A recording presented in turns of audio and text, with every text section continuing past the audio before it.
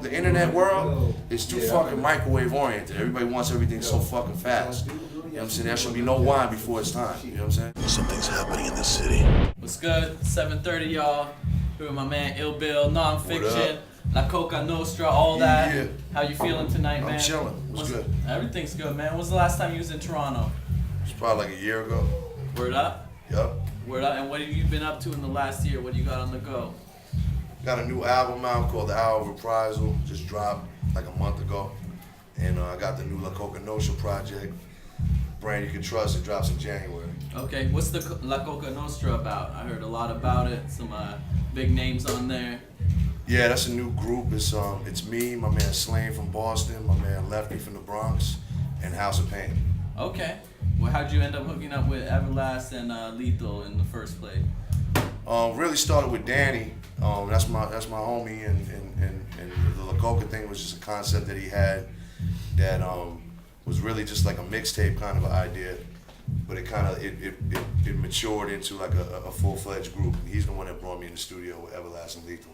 Okay, and what about taking it back to the origins where you started in this? How did Non-Fiction come together as a group? That was just me and Serge talking about him managing me, and it just turned into me and him starting Non-Fiction.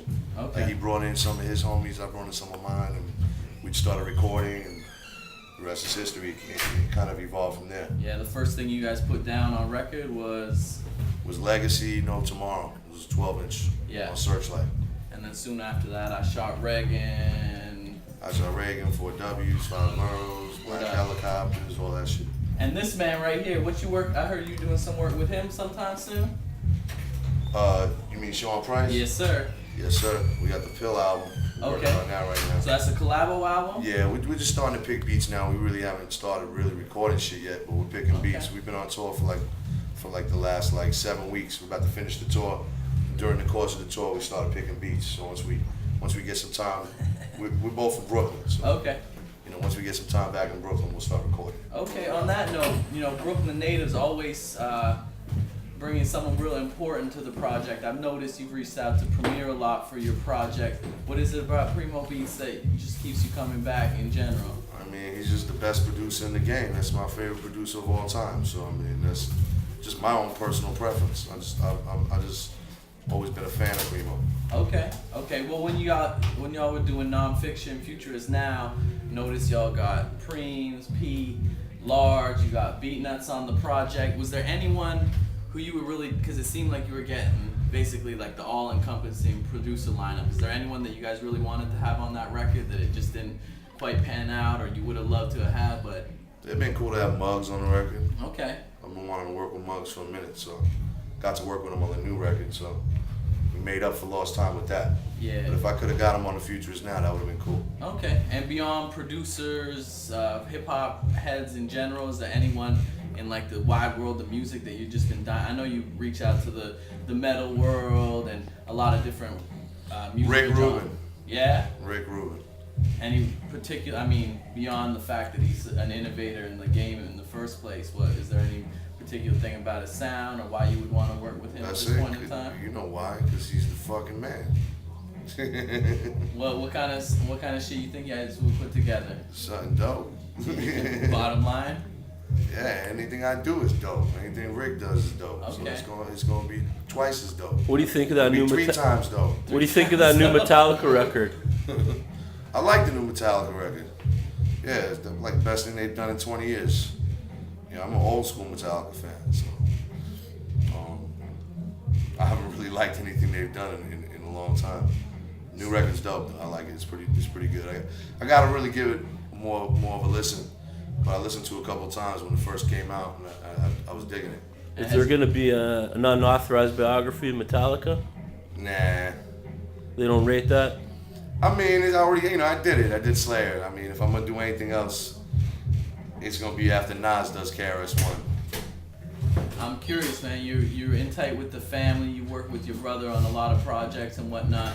But also the music you do I guess, aired out a lot of your personal history within your family and whatnot. Was there ever a time where that became a conflict within your family, where you putting the truth about your life on record ever like created drama within your? Not really. Because I watched that video about one of the new songs on the record where you played it for Howie for the first time in the studio. I mean, I did that because that's like that's just a respect thing. I mean, he's my elder. If he's on drugs or not, it's whatever. He's my uncle, so I had to show him that respect. I kind of put him on blast with that song, so that's respect at the same time. There's a respect thing, it'd be shameful. You know what I'm saying? If I didn't play it from the first, you know what I'm saying? Just get the blessing from him. But you seem to enjoy it. He more than enjoyed it. He loves the shit. I mean, that's why I put on the record. If he told me, he'd be pissed off at me. He'd be disappointed if I didn't put on the record. So. He's an interesting character. What did he contribute as far as you said he's your mentor to you and your brother? I never said he was my mentor, but I mean, he's an influence on my life. Okay. You know what I'm saying? Not a mentor. I mean, a mentor is someone who who tells you right from wrong and he never did that, you know what I'm saying? I mean, more or less just the way he lived his life, the negative shit that he did and just the fucked up way he lived his life kind of influenced me what not to do in a lot of ways. You know what I mean? He was cool in a lot of ways. It's kind of a deep topic. I mean, I can as far as just a mentor, he's not really a mentor. He's just blood. That's my family. You know what I'm saying? It is what it is. Really, he's a fuck up. You know what I'm saying? He never could be capable of actually being really anybody's mentor. More learn from his lessons, right? More or less, it's like learn from his mistakes. I learned from his mistakes. And by putting him on, by putting the spotlight on him, it's showing other people, maybe the younger kids that are coming up, don't fuck around. I don't know, corny shit, like don't do drugs, but don't OD, you know what I'm saying? Everything, you gotta do everything with some, you have to draw the line. You have to know where to draw the line. So in a way, he taught me, growing up watching him fuck up, taught me where to draw the line. And as far as influences go, being a cat from Brooklyn, what do you think Brooklyn brought to you? More than just an MC, perhaps as an MC as well. Your style, what you do in your life. What do you think the Brooklyn experience brought to you? I don't know. That's something that someone on the outside looking in would have to tell me how they see that. I mean, for me, that's just where I'm from. You know what I'm saying? I don't really think about it. It's not something I think about. You know what I mean? It's just that's from Brooklyn. Brooklyn's, everybody, Brooklyn's worldwide. Everybody, if you tell someone you're from Brooklyn, it's not even if I was to tell someone, I wouldn't even be like I'm from New York City. Like someone's like, where you from? I'm not gonna be like New York City. Yeah. Fuck that. I'm from Brooklyn. You know what I mean? Like everybody knows Brooklyn. Y'all gonna see the Nets come to Brooklyn?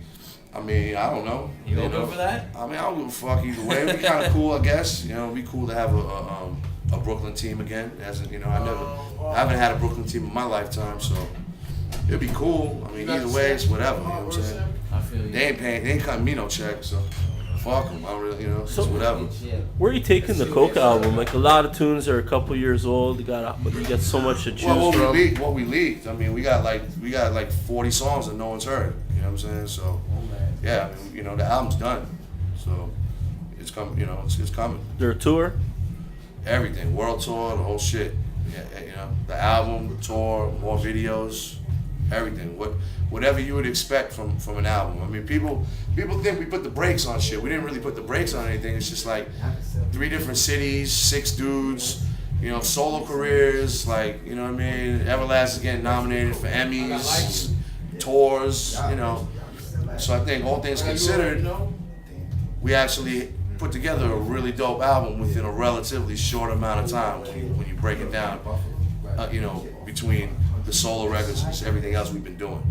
But I understand, people. The minute we started talking about La Coka Nostra, within a week they wanted the album. You know what I'm saying? It's like people, the internet world is too fucking microwave oriented. Everybody wants everything so fucking fast. You know what I'm saying? There should be no wine before it's time. You know what I'm saying?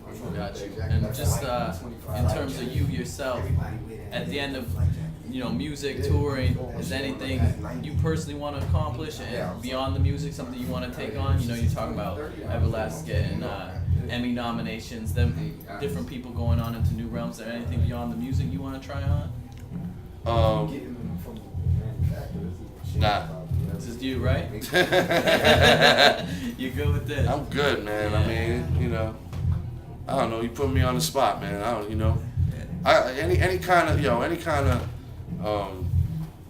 accolades, any kind of thumbs up people want to give me, I appreciate it. You know what I mean? Like I'm not waiting for no one to tell me I'm dope. You know what I'm saying? It's whatever. You know what I'm saying? Like my music, for me, I got satisfaction in what I do. I'm a fan first, so I mean, if I don't like it, I won't release it. So I mean, I love my shit at the end of the day, and I have an army of goons that support what I do. So as long as I got them and they got me, fuck everybody else. Fuck awards. I don't give a fuck. Word up. All right, well, we're gonna wait for you to tear it down. I know your army of goons is out there. Yes, sir. Thanks for taking the time, Bill. Yes, sir. All right. Something's happening in this city. People are changing. We have to do something. We have to fix this. Peace Magazine. Canada's street style magazine. Music, athletics, fashion, lifestyle.